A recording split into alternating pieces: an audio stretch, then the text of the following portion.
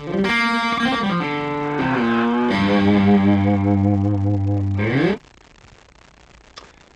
good morning, good morning, good morning. How's everybody doing today? It is Dr. Roddenberry live streaming to you from my home office here in the fabulous Willow Springs, North Carolina.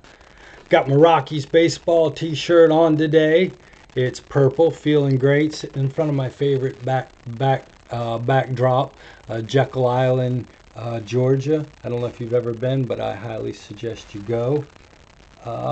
And I am glad to see everybody coming through today. All right, can you hear me and see me well enough? Is everything going all right with that?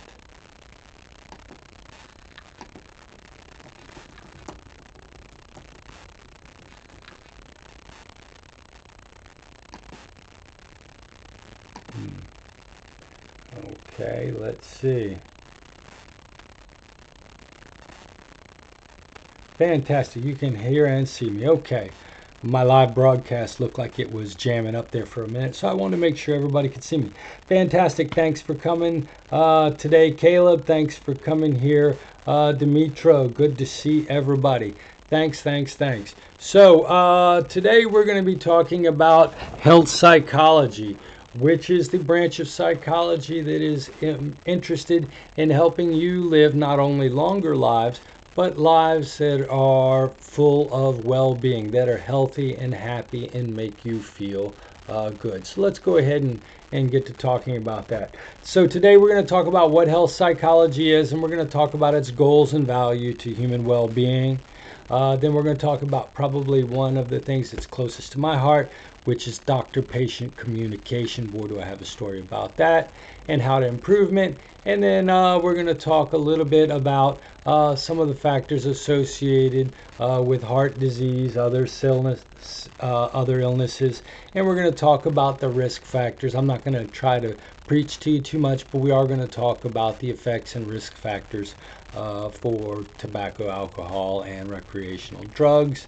We'll talk a little bit about BMI and what effect it has on your health outcomes, and we'll talk about the poor diets that we all have that are affecting our health behaviors. Okay, and so and then we're going to talk about the exercise plan. Actually, that's what we're going to do over the next couple of days here. Okay, and so I'm going to start talking today, and we're going to talk a little bit about drugs and alcohol and doctor communication. So let's get started. Health psychology. Did you know that one of the things that people don't realize is how important health behaviors are in longevity and quality of your life? Okay, most people tend to underestimate that. They think that it's all about their genes. But you know what?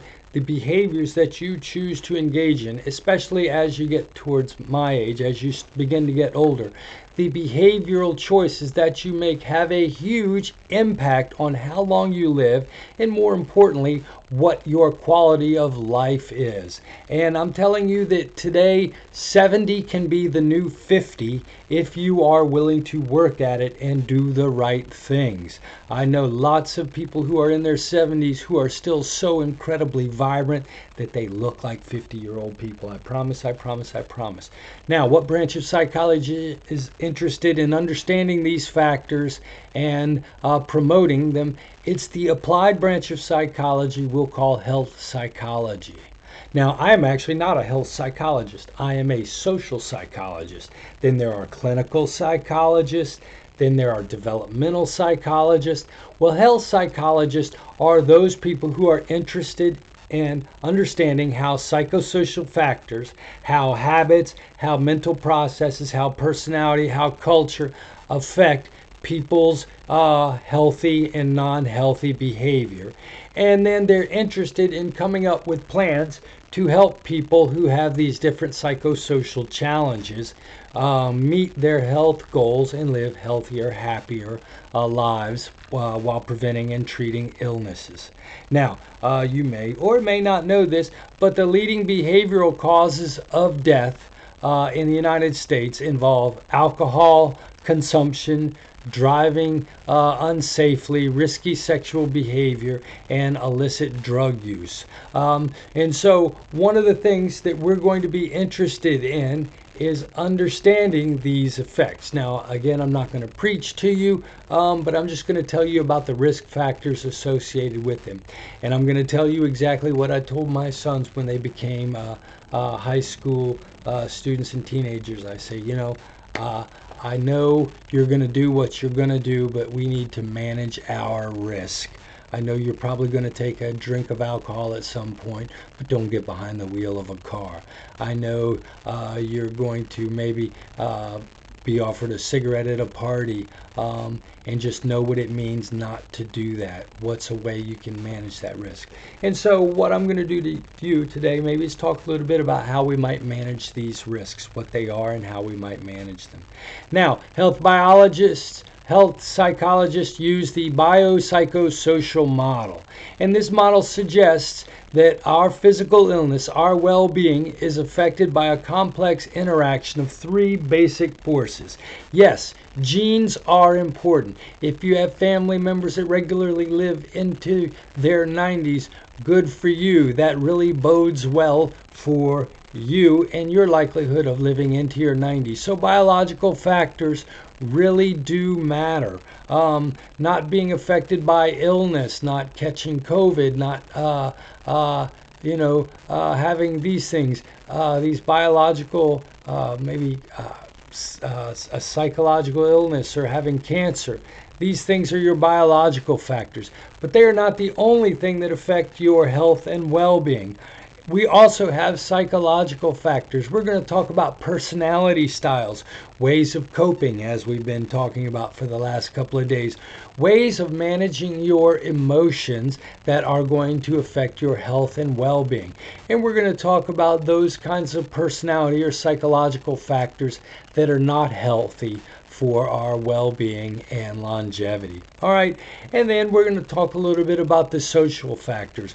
What kind of cultural values and norms cause you to engage in behaviors that are healthy or not healthy? I just got back from Germany, and one of the things that I noticed about Germany is they eat a ton of sausage there. It's part of their culture. And they do drink a lot of beer and take shots of schnapps.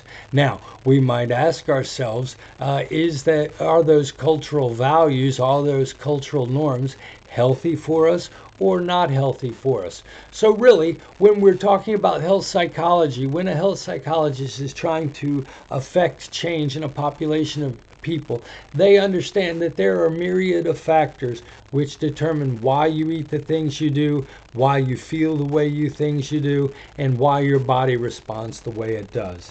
Hi, Johanna. I see that you've joined us. Thanks for coming and joining me and Caleb and Dimitro.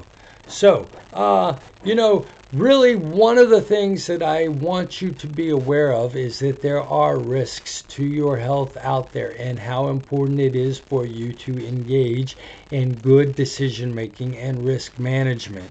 Your book talks about this thing called unrealistic optimism. It can't happen to me, where people are aware that certain health related behaviors are dangerous, but they really don't think about those dangers with regard to themselves. So when I was a 2-pack-a-day smoker in my 20s, I knew that smoking caused cancer, but I never thought of myself as ever causing cancer. That doesn't happen to me. I may have used some drugs in my early 20s, and I knew that people had overdoses or people got into car wrecks because they were on drugs, but you know what? That doesn't happen to me. I had an unrealistic optimism, and I'll bet you, each and every one of you, has probably made bad decisions based upon this unrealistic optimism. You know what? Another more basic, more mundane mistake that people make is they make the mistake of thinking that just growing up and basic maintenance and evaluation is not important. oh, I'm in my 20s. I don't need to go see a doctor for regular checkups. I don't have to worry about that. Well, what I want you to notice is that a decent number of people every month here in the United States suffer from heart disease related deaths in their mid to 20s to early 30s. You know what? There are regular doctor visits that can take care of that. Now, if you want to look right underneath me, what you see is a mortality trait. Now, this is the leading cause of death for January 2022. This is the best demonstration of these statistics that I could get with the best images and categories. And so this represents monthly, not annually. So what we're going to do is we're going to take the COVID completely out of it, because COVID varies greatly from month to month. So it's not a really good way to evaluate the things that are risky to you. But these other things that you see in this chart represent the most likely killer of people of different age groups. And what I want you to know is that right now, accidents are the number one killer of people your age. This is why we buckle the seatbelt. This is why we avoid recreational drugs, because you know what's going to kill you at 16 or 17? More than likely, it's going to be the accident that you have. Now, if you multiply this out times 12 months, what you're going to see is that 14,000 people between the ages of 15 and 24 are going to die every year here in the United States because of accidents. You can manage that risk by not drinking and driving and by wearing your seatbelts. What I think a lot of people don't do is we really don't actually look at the things that kill us. When you wonder why they want you to wear bike helmets, why they have such an interest in self-measures, it's because accidents, turns out, for a good portion of your life, is the most common killer of people. Right? Now you'll notice right behind that is homicide and suicide, which is violence towards the self or others. And you see that from 15 to 34. That seems to be what I think the violent death period. People are developing depressed personalities as they grow a little bit older and they feel like they don't fit in. People are engaging in their prime criminal years, and you know what? People happen to get killed during crimes.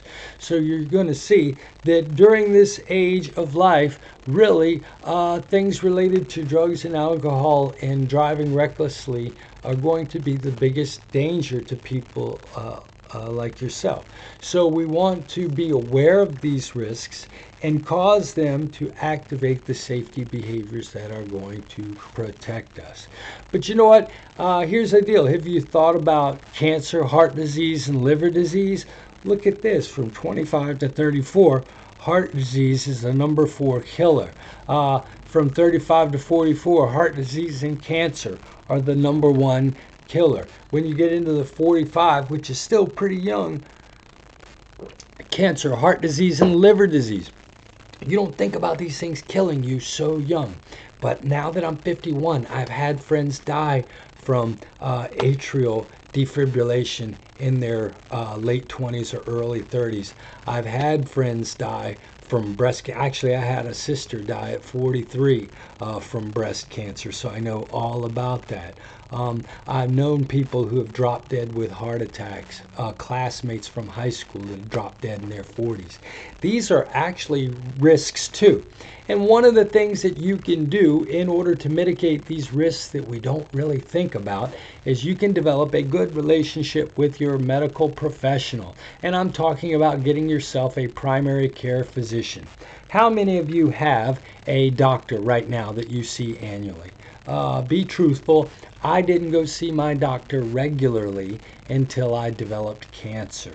That's how bad I was about it. So I went all through my 20s, 30s, and 40s without a regular checkup from a doctor. Here's the crazy thing. If you do that, and for most insurances that's going to be free, these people are going to protect you from these other threats to your life. So here's the deal.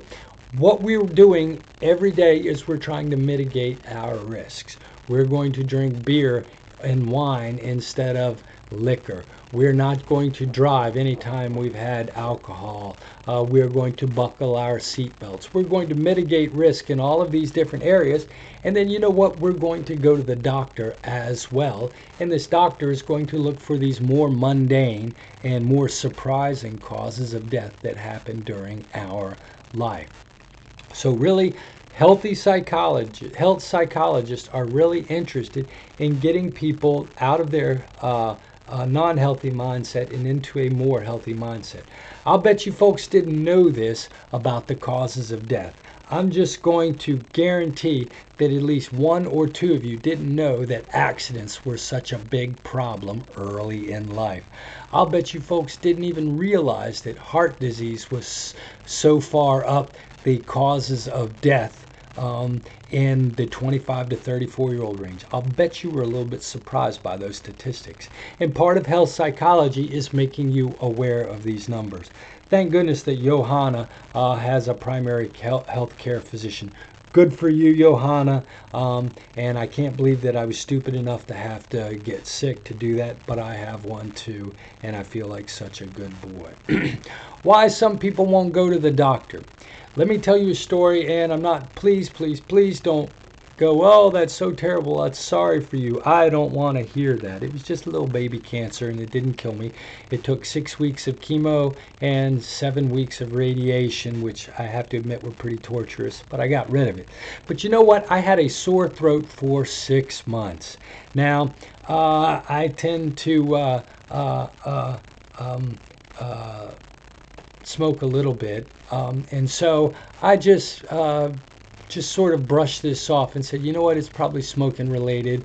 I tend to drink a little bit of alcohol, and I like shots. And I said, you know what, maybe this is what this is. But I had a sore throat for 6 months, and I never did anything about it. And it was one spot in my throat that always seemed to hurt the worst. It felt like an open sore.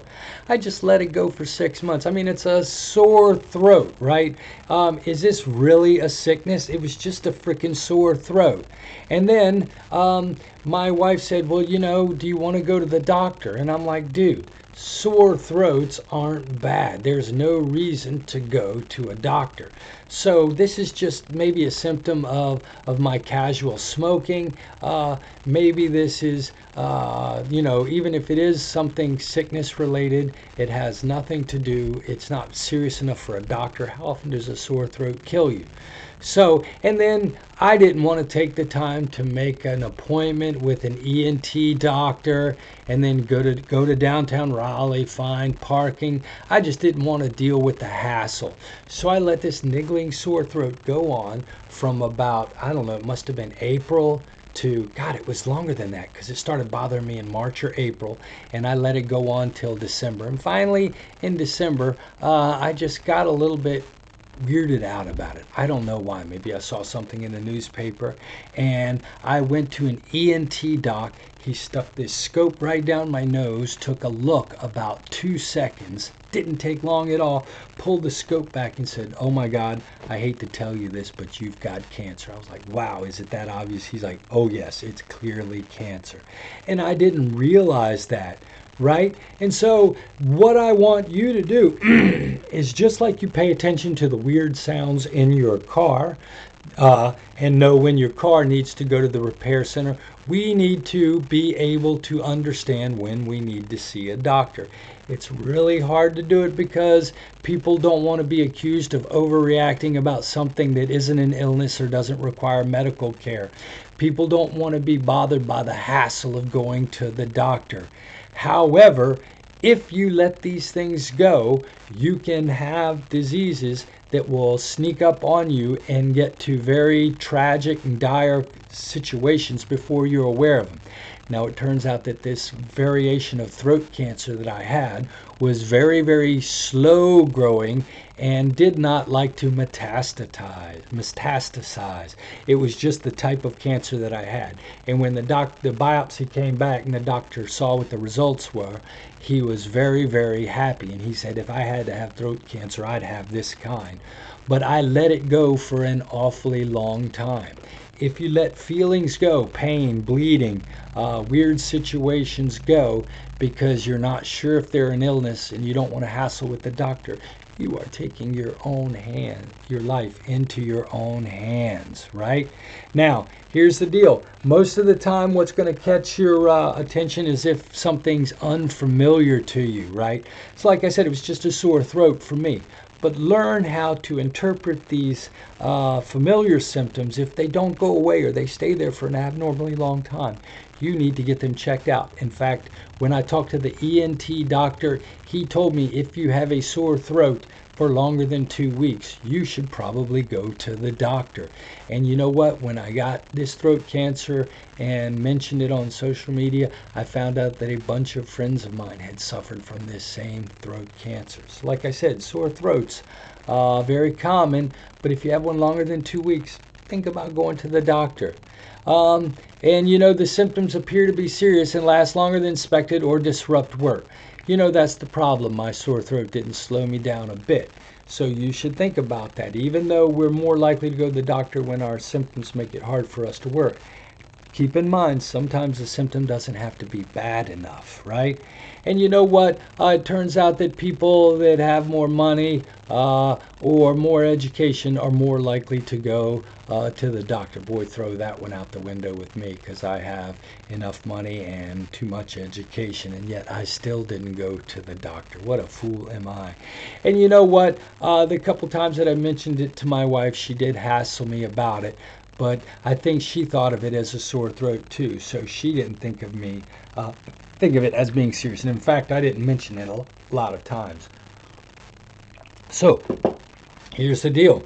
The idea behind this is if it's a common symptom and you can still get your day done and people around you don't seem to be bothered, if there's a nagging symptom that just won't go away, that is just a little bit different than what you expect, if your body changes in the way it feels and functions, you know what, maybe you should go visit a doctor.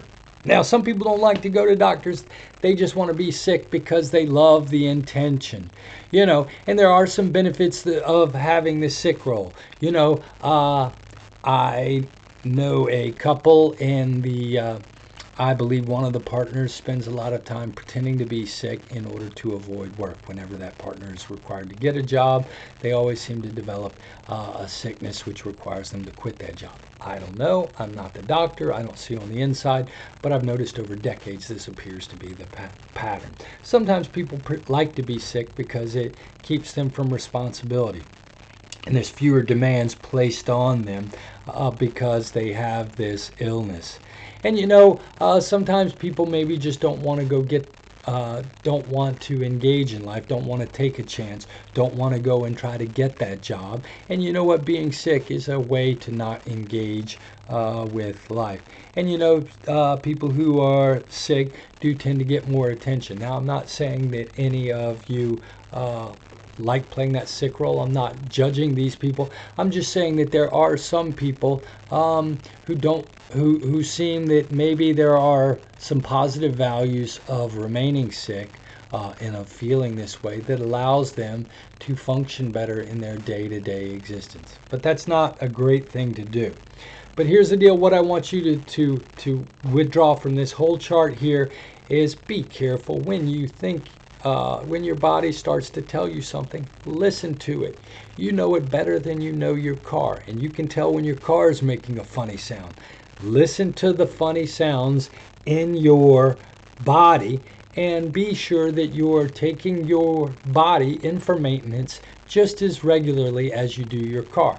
You get your oil changed, you should get your tires rotated, you should get inspections of your car. You do this every year to maintain your car in high quality. Do this with a primary care provider. Like I said, the things that kill us are very preventable at this age. Accidents, homicides, suicides. These have heavy behavioral components that we can protect ourselves against. And then by going to the doctor, we can help treat some of these other risk factors. And this allows us to move smoothly and healthily into our middle-aged life. And you know what? I'm not telling you this because I did it. I have to admit I did this completely wrong, and it took a real. Actually, my health scare started a few years before the cancer, but this is part of it.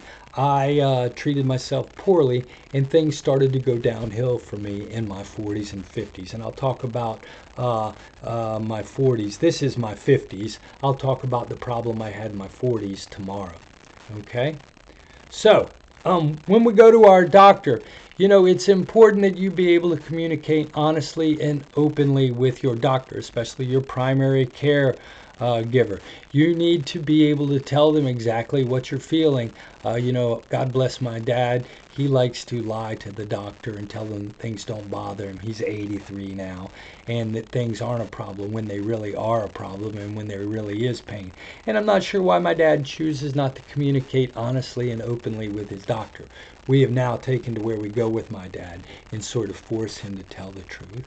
And the second thing is you need to be able to understand what your doctor is saying. Right? And so I think one of the things that my dad failed to do, he wasn't able to quite understand what the doctor was saying to him, and some of the terms and the critical thinking skills that were required for were a little bit much for a man in his 70s. And so Dad started to have some decision-making trouble when he talked to the doctor. And there are a lot of barriers, reasons why we don't communicate well with our doctor. If you're like me, when I would go into my cancer appointments, I would talk with everybody for a long time. There would be a nurse, there would be a medical transcriptionist, there would be a receptionist taking all my data. And the time I actually got to see with the real doctor was incredibly brief. He breezes in there, 10 minutes, sticks a scope down my nose, flips through my papers, asks me 3 or 4 questions, and he's in and out in 10 minutes. Boy, that's brief. And sometimes it can just speed right by you, and you can forget to ask the questions that you need to ask. So one of the things that I've found is you need to prepare those questions before you go to the doctor. Illness and pain are also subjective matters that can be difficult to describe, and it may even be psychosomatic. It may be in your mind. And so it's really hard to sort of evaluate pain management, because that's an important part of the cancer process. When they were doing the radiation therapy, it caused my throat to become inflamed and develop lots of blisters, and it hurt like hell.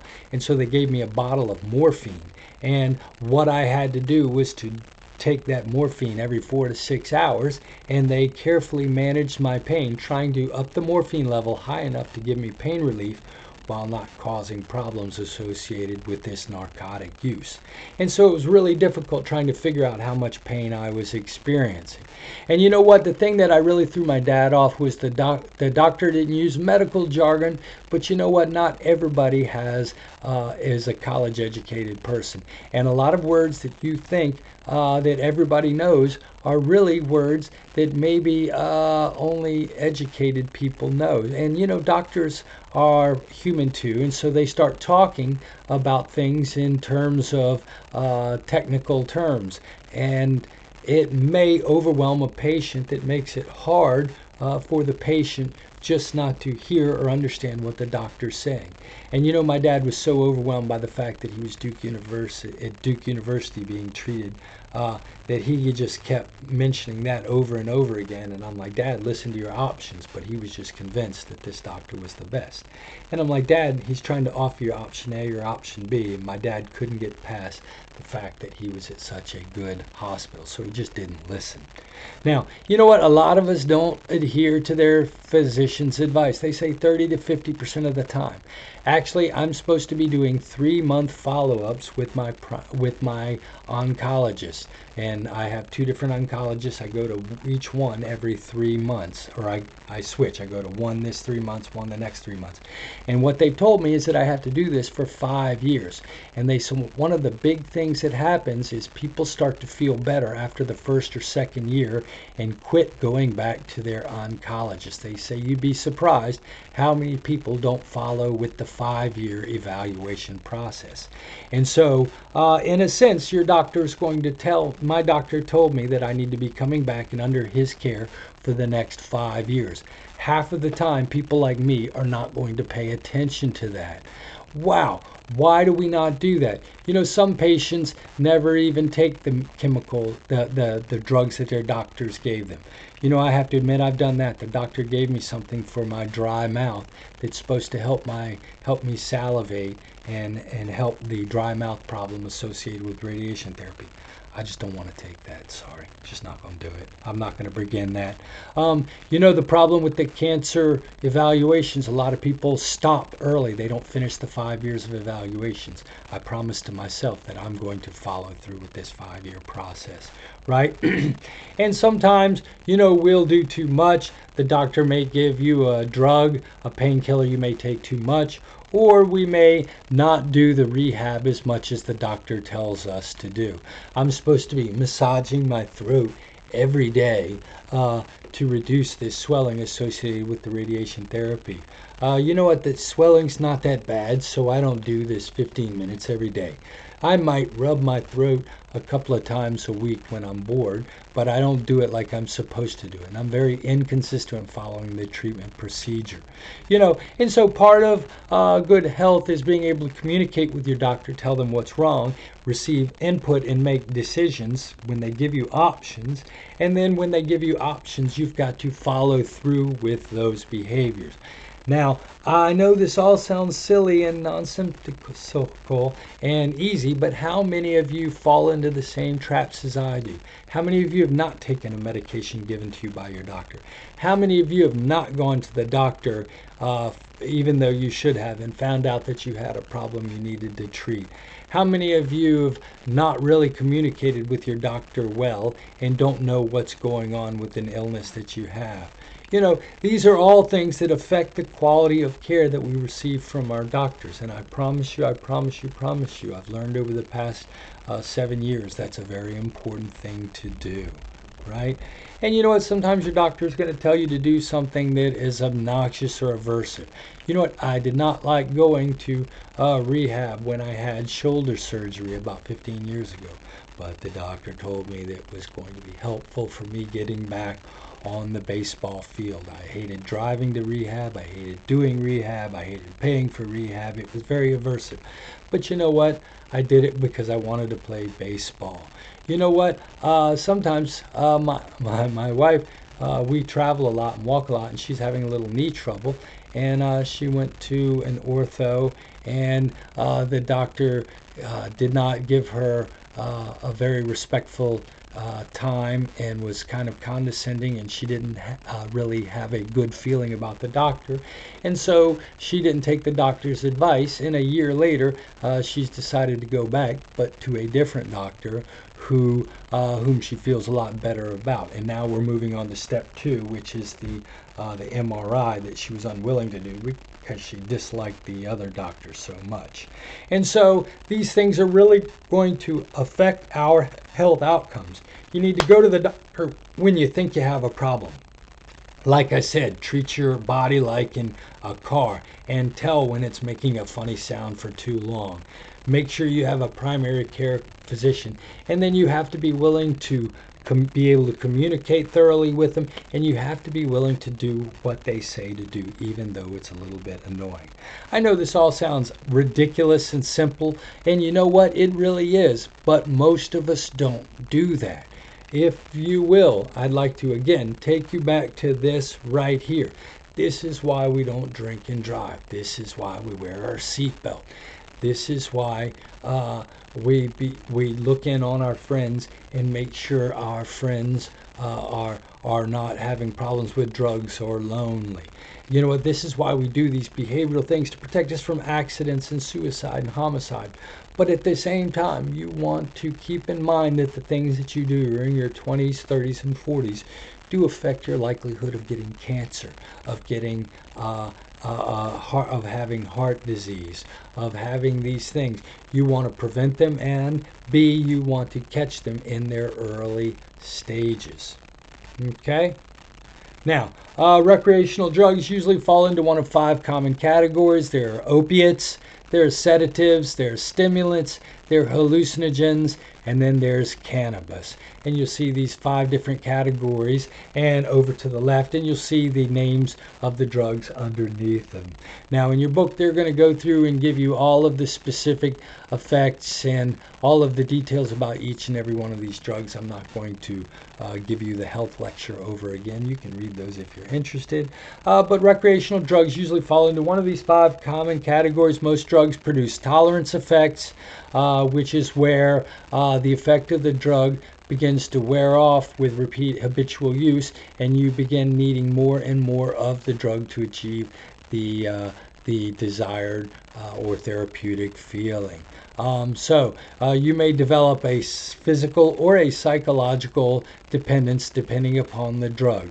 And then, of course, with all drugs, you have to worry about a drug's toxicity, which is how easy it is to overdose, and its involvement in other deaths too, accidental deaths. The heroin you use may not actually kill you, but it may cause you to drive poorly and get into a wreck.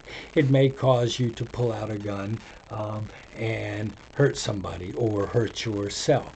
So there are accidental deaths associated with these. Now, physical dependence exists when a person must continue to take a drug to avoid a physical withdrawal illness, which occurs when the drug is terminated.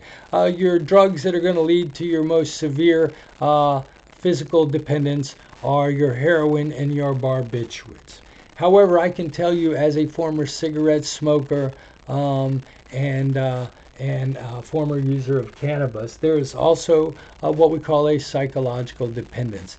Even after the nicotine was out of my body for a month or 2, I had to get used to the habit of not having an after-dinner cigarette. A after-dinner cigarette is a ritual that comes along with smoking cigarettes. We all do that. After we have dinner, after we eat, we'll smoke a cigarette. You know what? In 2 months, the physical dependence of the nicotine is no longer there, but I still had the habit, if you will, the psychological habit that I had to deal with. And so, while not all drugs have physical dependence, some of them are going to have what we call psychological dependence. No,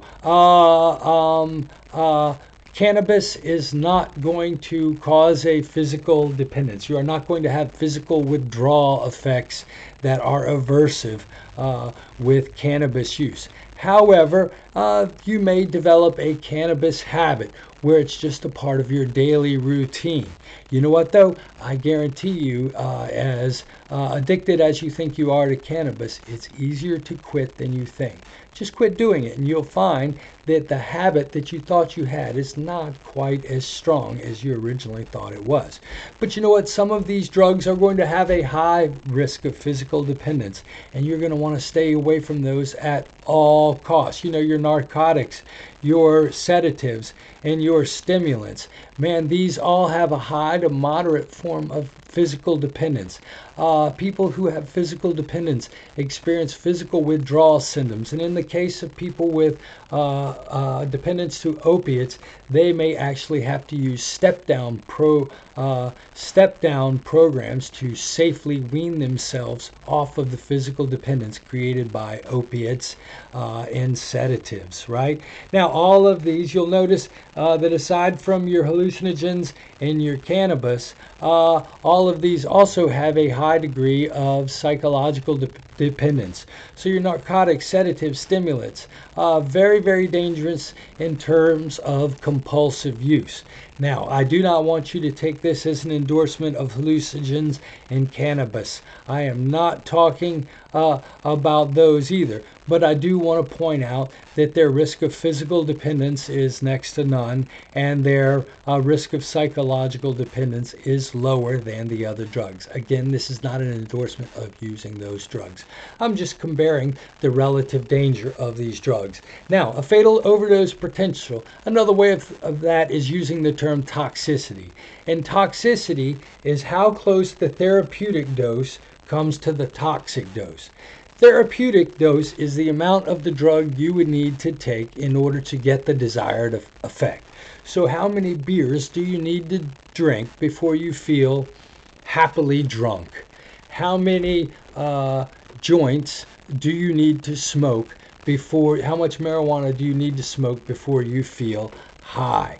How much morphine do you need to inject into your blood system before you get the euphoria associated with morphine? That's the therapeutic dose. Now, each drug has a therapeutic dose, the amount that will give you the desired effect, and then it also has the toxic dose, which is the amount that will potentially kill you. And the closer the therapeutic dose is to the toxic dose, the more dangerous the drug is. So you'll notice that the fatal overdose potential for narcotics and sedatives is high. And what that means is the amount that gets you high is very close to the amount that kills you. Those are very, very dangerous drugs. Same thing with stimulants. Maybe not quite as close, but your toxicity is high because your therapeutic dose is going to be kind of close to the dose that could potentially be dangerous for you. And what you're going to see with your hallucinogens and cannabis is that actually it is very, very difficult. There is really, I don't want to say this, but I don't think there is a hallucinogen toxicity or cannabis toxicity.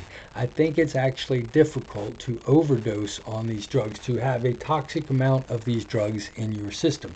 Now, if you are hallucinating, you can do very dangerous things to hurt yourself. I remember we had a kid in college that fell out of a 6-story window because he was on hallucinogens. So they're very dangerous, but the danger doesn't necessarily come from ingestion of the drug itself. Okay? Hopefully I gave you sort of the risk factors and the ideas behind these different drugs without moralizing too much. Again, I will say your life is better off if you don't engage in any of these illegal recreational drugs that people use. Okay? Of course, smoking is bad for you.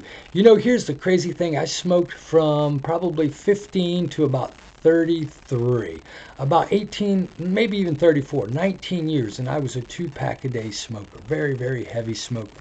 But I quit when my kid was 3 years old at 33. I got cancer at 51.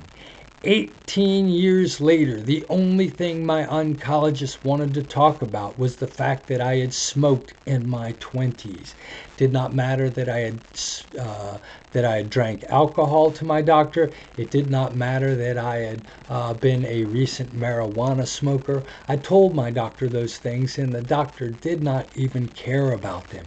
The one thing that the doctor continued to talk about, that I have a team of oncologists, 3 different doctors, and the only thing they wanted to talk about was the fact that I had been a regular smoker for 18 years.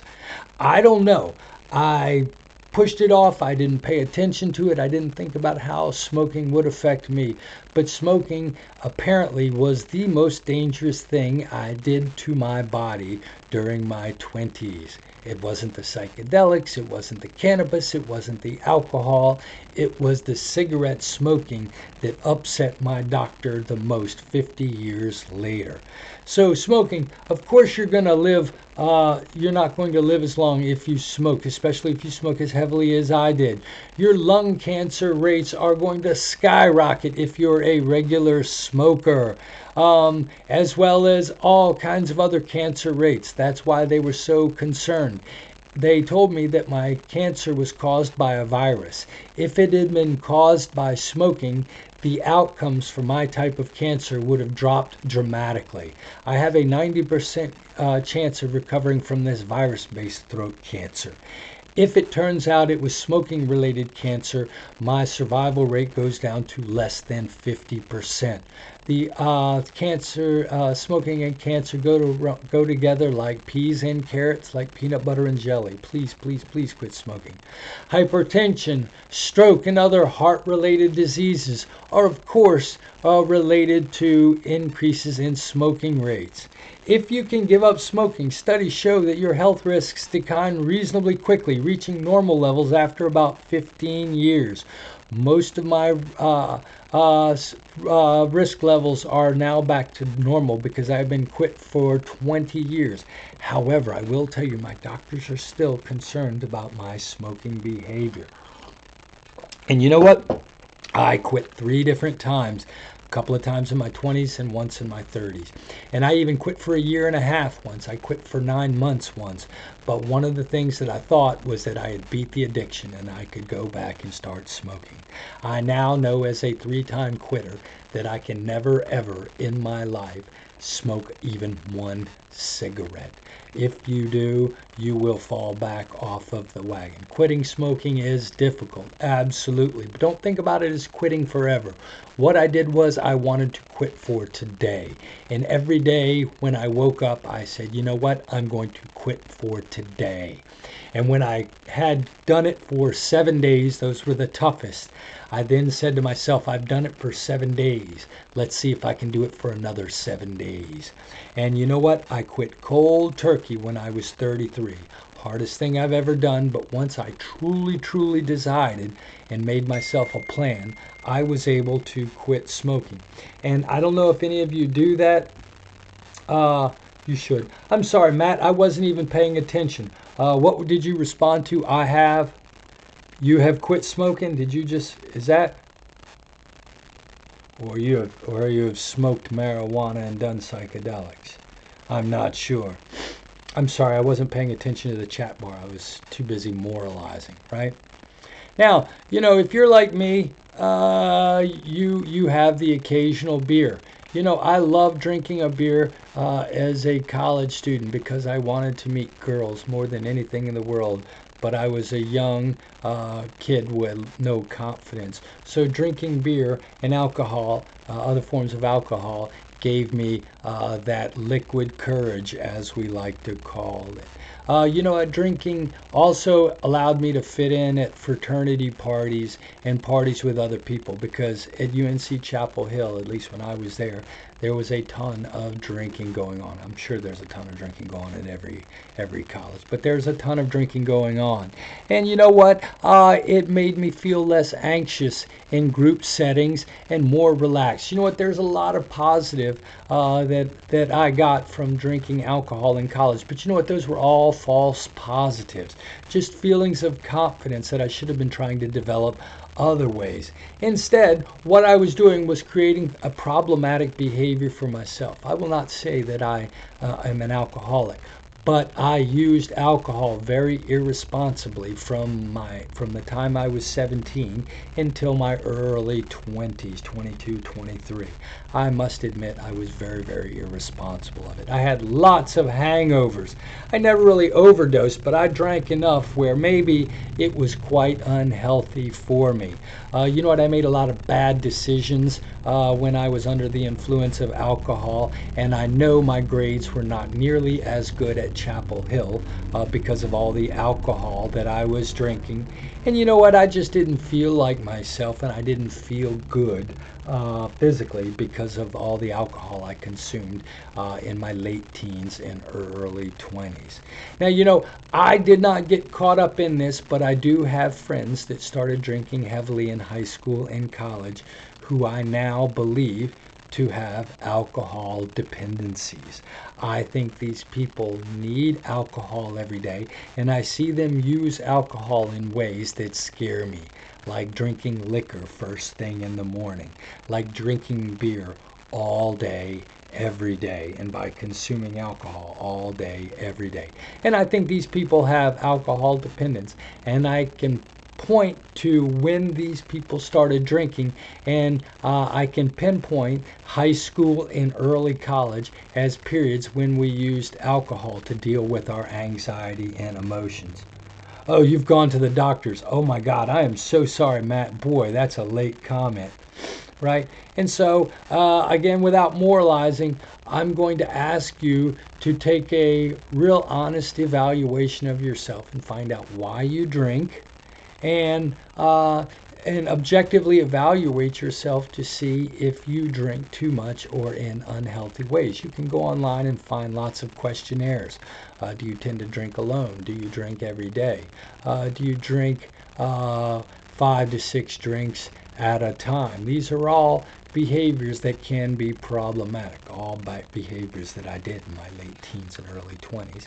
And this is another way in which we can affect our life. Now, the drinking, yes, it leads to toxicity. There are people who overdose and die from their drinking, but you're not, hopefully you're not drinking like that. However, the drinking can lead to other physical effects, strokes, heart problems. There are people who suggest they're associated with the development of cancer, or at least correlated.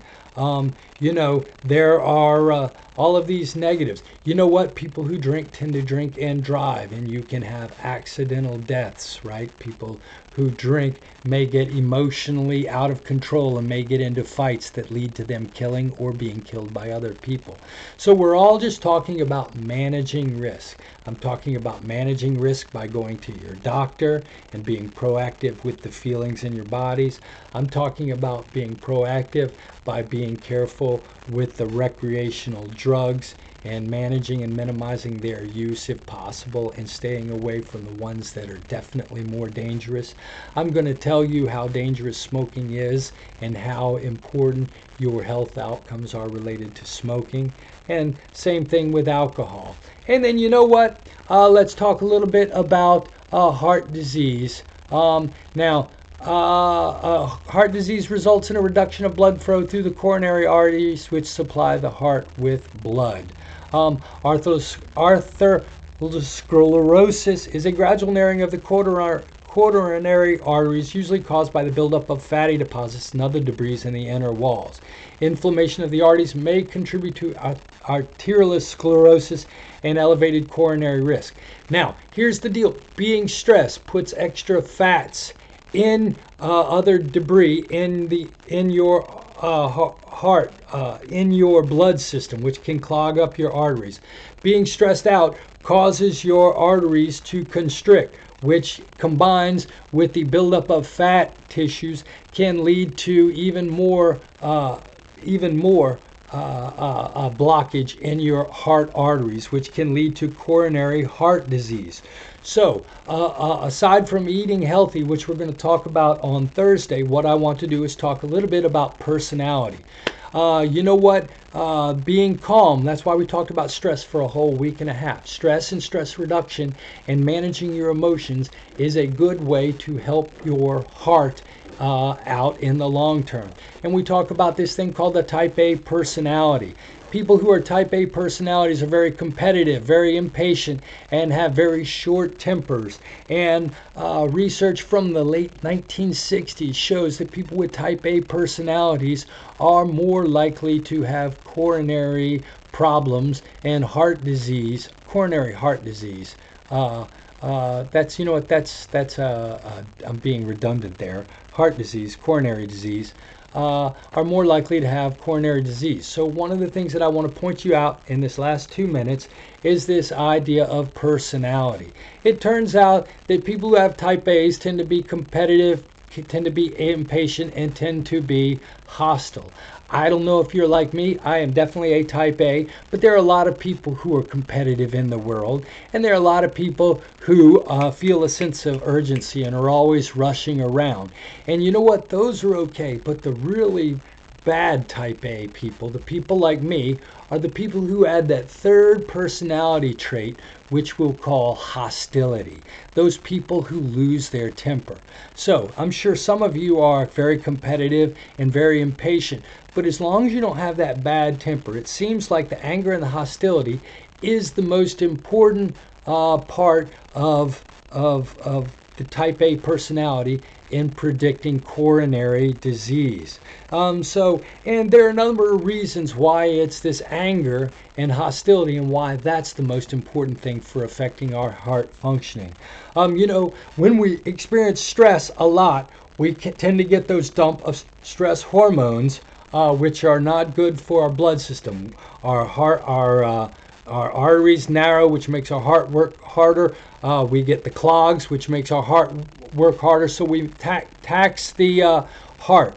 You can get the chest pain, and a lot of times people tend to begin coronary events when they're triggered by their anger. People don't do have as aren't as likely to have a heart attack when they're meditating as when they're screaming at the idiot driver in front of them. And you know what? When I talked about meditation the other day, focusing the mind, learning how to focus the mind so that we don't spend as much time ruminating. Have you ever sat around in your house sort of thinking about your problems? If you're doing that, you are ruminating. And it turns out that people who ruminate a lot tend to get really angry and hostile and blow up at things because they've been thinking about them and stewing about things in their mind. And so you may think this is ridiculous. And I'm not lying. This is a true story, and it's a sad story. I have a very good friend that I've known for 20 years, and he was the angriest person I had ever met in my entire life. He was angry at homosexuals. He was angry at Muslims. He was angry at people who wanted him to get married, so he was angry at conservatives. He was angry at North Carolinians. He had come from California, and he was angry at the way San Francisco was. He was angry, angry, angry. And my dear friend died of a heart attack last Christmas, and he was actually he had the heart attack a couple of days after Christmas, and they finally took him off life support on New Year's Eve last year at the age of 54. And I guarantee you that you could implicate his heavy drinking and his I'm serious. Learning how to control your emotions and learning how to meditate and learning how to reappraise situations so you don't get stressful and angry. These are very, very important abilities that you're going to have, along with not drinking, not smoking, and not engaging in these other behaviors. Depression and heart disease, I'm going to let you read that on your own, and I'm going to go ahead and say goodbye. I know I've taken way too much of your time. Holy cow, it's been 56 minutes. I apologize.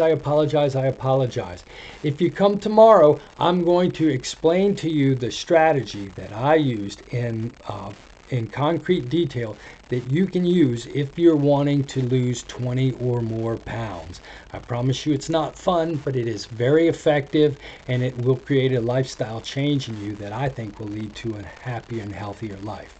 If you don't have any questions, hope to see you tonight at 8 p.m. We're going to talk about coping with stress, and I'm going to find out what your coping strategies are, and we'll talk a little bit about our anger and other things tonight. So I hope to see you tonight at 8 p.m. Have a great day. Take care and be happy.